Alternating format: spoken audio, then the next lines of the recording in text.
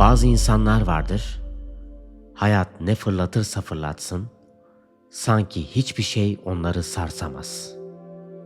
Dünya üzerlerine çökse bile içlerinde sarsılmaz bir sükunet vardır. Bir gün işlerini kaybederler, ertesi gün en güvendikleri kişi sırtlarını döner, planlar bozulur, fırsatlar ellerinden kayar, üstüne bir de insanlar onlara hakaret eder. Ama bir bakarsın ki hala dimdikler. Ne gözlerinde panik vardır, ne de ses tonlarında bir sitem.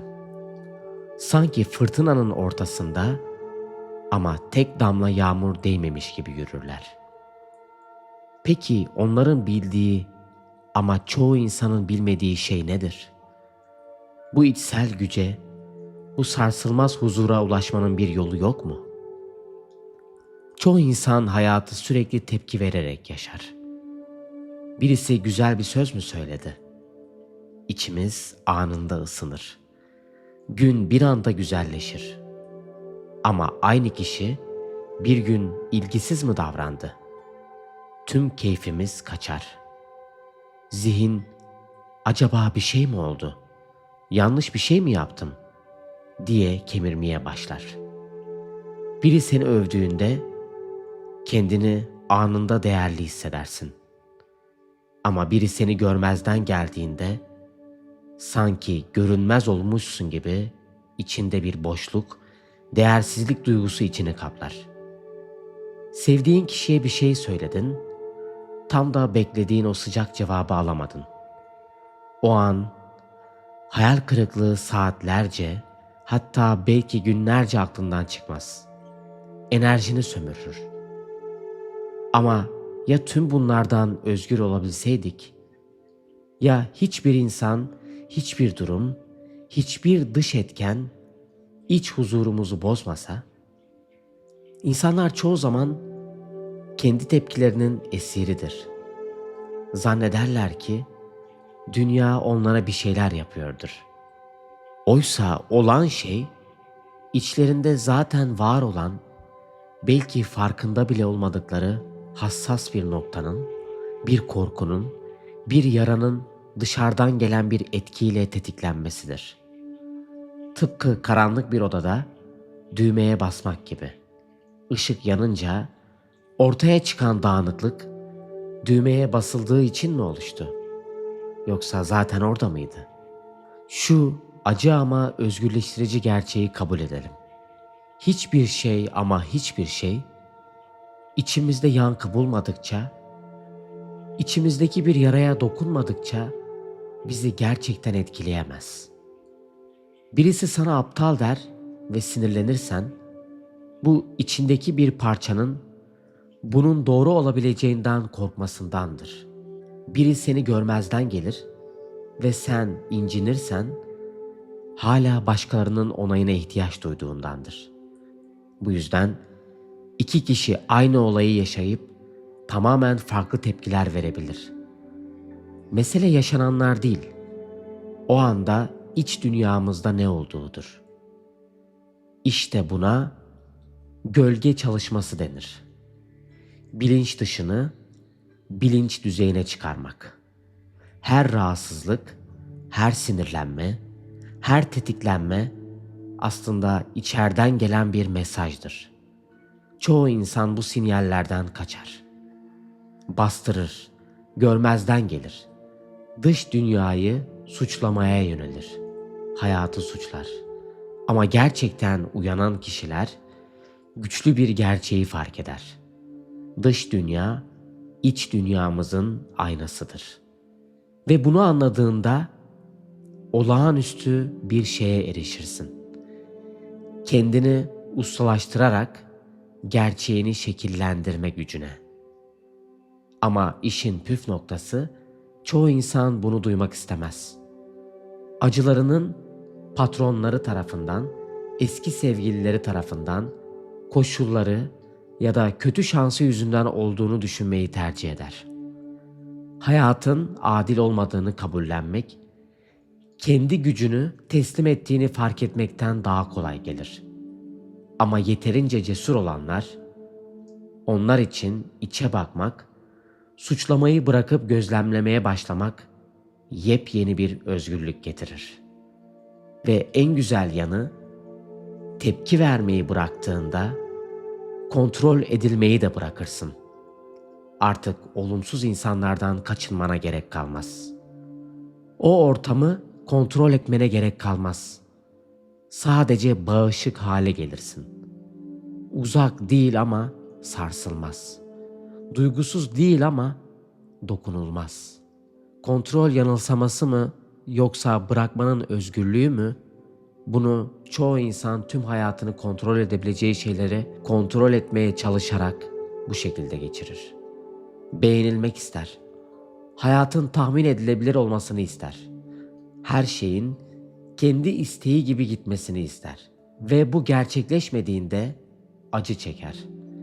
Biri onları saygısızca davrandığında öfkelenir. Hayat senaryoya uymadığında ihanete uğramış hisseder. Sanki evren bizzat onlara karşıymış gibi. Her şeyi kişisel algılar. Ama gerçek şu ki bu dünyada gerçekten kontrol edebileceğin tek bir şey var. O da algın. Carl Jung'un derin bir şekilde kavradığı şey buydu. Dış dünya nötrdür. Ne iyi ne de kötü. Ne yazık, ne zalim, ne de nazik. Sadece orada vardır. Onu başka türlü yapan senin onu nasıl gördüğündür. Bir düşünelim. İki kişi aynı şeyi yaşar. Bir ayrılık, maddi kayıp, başarısızlık ve bunun gibi bir sürü olumsuz şey de denebilir. Biri her şeyini yıkıldığını sanarak umutsuzluğa düşer. Diğeri ise bir ders, bir gelişim fırsatı, daha iyiye açılan bir kapı görür. Peki buradaki fark nedir? Yine algı. Jung'un dediği gibi, bilinç dışını bilinçli hale getirmediğin sürece o senin hayatını yönetecek ve sen buna kader diyeceksin. Ne kadar doğru. İnsanlar başarı, aşk, değer gibi konularda kendilerini anlattıkları bilinç dışı hikayelerinin farkında olmadıkça kör tepkiler vermeye devam ederler. Hayatın başlarına geldiğini sanırlar. Oysa çoğu hayat onların içinden geçmektedir.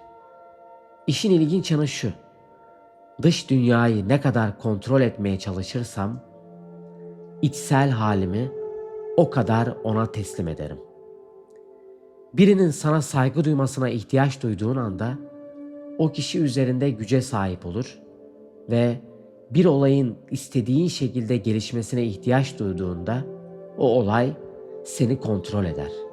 Hayatın adil olmasına ihtiyaç duyduğunda hayal kırıklığı garantidir. Ama bu kontrol yanılsamasını bıraktığımız anda her şey değişir. Özgür oluruz. Onay arama ihtiyacından, başarısızlık korkusundan, hayatı zorlama gerginliğinden kurtulursun. Gerçekten dokunulmaz olan insanlar etraflarını kontrol edenler değildir. Kendilerini ustalaştırmış olanlardır. Kaos içinde sakin kalırlar. Belirsizlikte sabit dururlar. Görüşler karşısında yılmazlar. Gelecekten korkmazlar. Çoğu insanın asla öğrenemediği bir sırrı bilirler. Kontrol bir yanılsamadır ve gerçek güç teslimiyettedir. Ve paradoks şu: artık her şey senin istediğin gibi gitmek zorunda olmadığında, ki genellikle gider, insanların ne düşündüğünden korkmadığında özgüven doğal olarak yükselmeye başlar. Başarıyı eksiklikten kovalamayı bıraktığın zaman fırsatlar sana akmaya başlar. Hayatla savaşmayı bıraktığımızda, onunla birlikte hareket etmeye başladığımızda her şey neredeyse kendiliğinden yerine oturmaya başlar. Bu sadece felsefe değil, nörobilim ve psikoloji de bunu destekliyorlar. Araştırmalar insanın düşüncelerini ve sonuçlarını insanları kontrol etmeye çalıştıkça daha fazla direnç oluşturduğunu gösteriyor. Bu yüzden aşka aç insanlar genellikle sevgiyi uzaklaştırırlar. Başarısızlık korkusu olanlar öz sabotaja yol açarlar. Kontrolü ellerinde tutmaya çalışanlar en güçsüz hissedenler olur. O zaman kendimize şu soruyu sorabiliriz. Hayatı tepkiyle mi yaşıyoruz yoksa farkındalıkla mı? Algımızın ustası mıyız? Çünkü bir kez dış dünyada hiçbir şeyin iç haline güç vermediğini anladığımız zaman hayat tamamen farklı bir oyun gibi hissettirmeye başlıyor. Dokunulmaz zihin, hiçbir şeyle sarsılmamak. Yolda yürüdüğünü hayal et. Kendi halinde huzurlu. Birisi aniden sana hakaret ediyor. Belki sana zayıfsın, hiçbir şey başaramayacaksın diyor. O anda durup içimizde ne olduğuna sormak, ondan sonra anlamaya çalışmak. Ki çoğu insan hemen savunmaya geçer ya da incinir. Duygular kontrolü ele geçirir. Kalp atışımız hızlanır. Zihin hareketlenmeye başlar ve tekrar tekrar aynı şeyi çalmaya başlar. Ama şimdi bambaşka bir tepki hayal edelim. Hiçbir şey, ne duygu patlaması ne de gerginlik, hiçbir şey. Sadece sessiz bir iç farkındalık. Bu benimle ilgili değil. İşte Stoacıların öğrettiği, Zen ustalarının yaşadığı ve Carl Jung'un da derinlemesine anladığı şey buydu. Dışsal hiçbir şey huzurumuzu bozamaz. Eğer sen izin vermezsen. O zaman biraz daha derine inelim. İnsanların çoğu neden bu kadar kolay etkileniyor? Çünkü farkında olmadan sahte bir benlikle özdeşleşmiş gibidirler. Başkalarının fikirlerine, onayına ve hayatın nasıl olması gerektiğinin beklentisine, bunlara dayalı kırılgan bir kimlikle. Bu kimlik tehdit edildiğinde, tehdit sadece bir söz değil, kişinin kendi hakkındaki anlattığı hikayeye yönelik, buna yönelik bir saldırı gibi hissedilir. Jung buna gölge benlik adını verdi. Psikemizin sakladığımız tarafı, yani korkularımızı, güvensizliklerimizi ve çözülmemiş acılarımızı gömdüğümüz yer burası.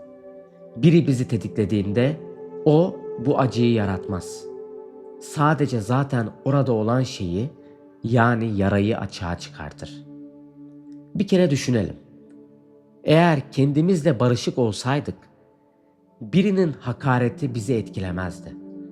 O sözler içinden geçer ve giderdi. Bir dağın üzerine bağırmak gibi olurdu. Sadece yankılanır ama dağı sarsmaz. Asıl soru şu: neden tepki veriyoruz? Birisi sana başarısızsın dediğinde bu neden canımızı acıtıyor? Derinlerde bir yerde bunun doğru olabileceğinden korktuğumuz için olabilir mi? Biri sana saygısızlık ettiğinde neden öfkeleniyorsun? Hala takdir edilmeye mi muhtaçsın? Hayat planladığın gibi gitmediğinde neden darmadağın oluyorsun?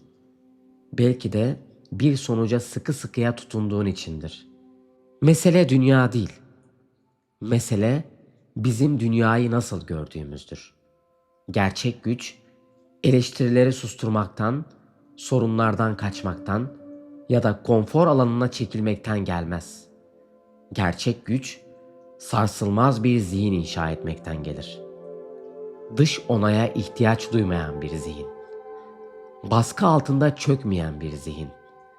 Ve şu basit gerçeği tamamen kavrayan bir zihin, tüm kontrol ve algıyla başlar ve algıyla biter. Ve bu sadece felsefi bir ideal değil. Psikoloji bunu destekliyor. Araştırmalar, duygusal tepkiselliğin öğrenilmiş bir alışkanlık olduğunu gösteriyor. Beyin, tekrar eden tepkilerle sinirsel yollar oluşturur ve güçlendirir. Dış dünyaya duygularını teslim ettikçe bu otomatik tepkiler daha da köklenir. Ama en iyi tarafı şu: beynimizi yeniden eğitebiliriz. Nörobilimciler bilinçli farkındalık, yani mindfulness egzersizleri, zihinsel yeniden çerçeveleme, reframing ve rahatsızlıkla bilinçli temas yoluyla bu duygusal desenlerin yeniden şekillendirilebileceğini kanıtladı. Bir süre sonra hakaretler seni yaralamaz. Başarısızlıklar seni tanımlamaz. Belirsizlikler seni korkutmaz. Artık dünyanın merhametine kalmazsın. Kendi zihninin ustası olursun. İşte o zaman dokunulmaz oluruz. Çünkü dünya değiştiği için değil, sen değiştiğin için olur bunlar. İnsan doğasıyla ilgili tuhaf bir şey var. Dünyaya tepki verdiğimizi sanırız ama aslında hep kendimize tepki veririz. Düşünsenize, biri bana hakaret ettiğinde o sözler bir bıçak gibi içime saplandığında gerçek acıyı nerede hissediyoruz? Nerede hissediyorsun? Kelimelerde mi? Hayır. Onlara yüklediğin anlamda. Dokundukları eski yaralarda. Bilinçaltına gömdüğün hikayelerde. Henüz tam olarak iyileştiremediğin parçalarında. Carl Jung bunu çok derin bir şekilde anlatmıştı. Başkalarında bizi rahatsız eden her şey kendimizi anlamamıza yardımcı olabilir. Ve işte çoğu insanın kaçtığı rahatsız edici gerçek bu. Hiçbir şey ama hiçbir şey sana sen izin vermedikçe güç kazanamaz. Bunu bir ayna gibi düşünelim. Yansımamız bana kaşlarımı çatmış şekilde baksa aynaya kızar mıydım?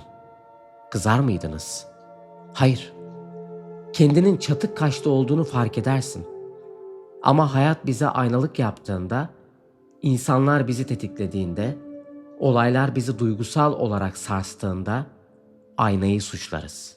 Parmağımızı uzatır, diğerlerinin değişmesini isteriz. Oysa en derin farkındalık şudur. Dış dünya zaten içinde olanın bir yansımasıdır. Ve asıl soru şu. Neden dışsal şeylere bu kadar güç veriyoruz? Cevabı basit aslında. Bağlılık. Kimliğimiz başkalarının düşüncelerine, onaylarına, sonuçlara bağlıysa onlara esir oluruz. İnsanların ne düşündüğüne bağlıysak onların insafına kalmışızdır. Olayların nasıl gelişeceğine bağlıysak hayal kırıklığına mahkumuzdur. Ama o oyunu oynamayı bırakırsak o zaman ne olur? Tepki vermek yerine sadece gözlemleyen biri olsak, bağlılığı bırakmak soğuk veya hissiz olmak değildir. Sarsılmaz olmak demektir. Sen duyguların değilsin, ben de değilim. Sen o duyguları gözlemleyen farkındalıksın. Bir fırtına düşün. Gök gürlüyor, rüzgar esiyor, şimşekler çakıyor. Ama tüm bunların üstünde dokunulmamış ve sakin bir gökyüzü var. İşte biz o gökyüzüyüz. Fırtına değil. En büyük güç dünyayı kontrol etmek değildir. Onu nasıl gördüğümüzü kontrol etmektir. Çünkü tepki vermeyi bıraktığımızda gerçekliğini geri alırız. İnsanlar bunu hisseder. Seni tetikleyemezler. Kaoslarına hiç seni çekemezler. Huzurunu ele geçiremezler. Çünkü o bizim içimizdeki enerjiye sahibiz. Ve asıl soru şu. Bu dokunulmaz farkındalık haline nasıl geçilir? Her şey radikal bir farkındalık değişimiyle başlar. Dış dünyaya tepki verdiğini, sadece zihninin onunla ilgili yorumlarına tepki verdiğini anlaman gerekir.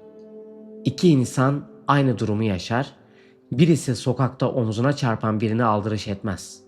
Diğeri bunu saatlerce kafasında döndürür. Sinirlenir. Olay aynı. Tepki bambaşka. Çünkü tepki olaya değil, zihnin yorumuna bağlıdır.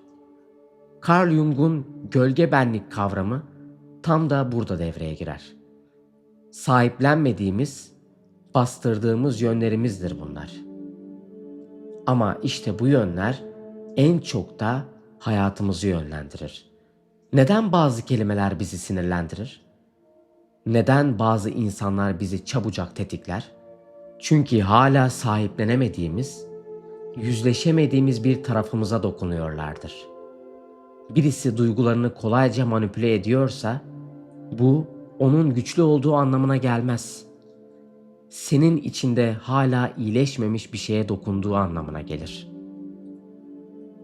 Dokunulmaz olmanın anahtarı, duyguları bastırmakta değildir. Onlarla yüzleşmekte, tetiklenmelerden kaçmakta değildir. Onları gözlemlemektedir. Bunu bana neden yaptılar? Bunun yerine içimde ne tepki veriyorum şu anda? Onun sorusunu sormalıyız. Hayatı bir satranç tahtası gibi düşünelim. Çoğu insan bu tahtada birer piyon gibi yaşar. Hamlelere tepki vererek oyunun içinde hapsolmuş bir şekilde. Ama ustalık oyuncu olmakta. Tahtayı gören, hamleleri bilen, soğukkanlı olan ve daha da yükseği gözlemci olmakta. Tüm oyunu yukarıdan izleyen kişi, desenleri önceden gören, kendini kaptırmayan, duygusal bağımlılıktan kurtulmak işte tam olarak budur.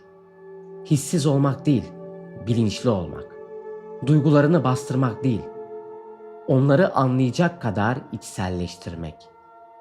Tepkilerinin mahkumu olmak yerine zihninin ustası olmak.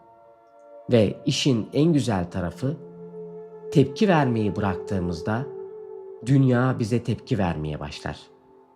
İnsanlar değiştiğimizi fark eder. Sen artık onay aramazsın. Başkaları seninkini aramaya başlar. Negatifliğe prim vermezsin. O da sana gücünü kaybeder. Artık dünyanın kuklası değil, ipleri tutan bir kişi olursun. Sanırım sır şurada yatıyor. Kendime her zaman bunu hatırlatırım. Gerçek zamanlı farkındalık her anda basit bir seçimle karşı karşıyadır. Ya körü körüne bağlanmak ya da bilinçle gözlemlemek. Bir sonraki tetikleyici an geldiğinde hemen dur. Tepkinin seni ele geçirmesinden önceki o bir saniyeyi yakala. Duyguyu hisset. Ama onun seni tetiklemesine izin verme. Bir bilim insanı gibi gözlemle. Merakla, sakinlikle, tarafsızlıkla. İşte o bir anlık duruşta tüm gücün yatıyor. Bu bir yolculuk, sabır ve pratik gerektirir. Ama bu yola bir kez girdin mi, geri dönüşü olmaz. Eski senle yeni sen arasında dağlar kadar fark oluşur. Çünkü sen değiştiğinde sadece senin dünyan değil, dünyanın sana olan tavrı da değişmeye başlar. Tepkilerimizi yönettikçe algımızı yeniden şekillendiririz. Gerçekliğimizi yeniden yazarız. İşte dokunulmaz zihin böyle inşa edilir.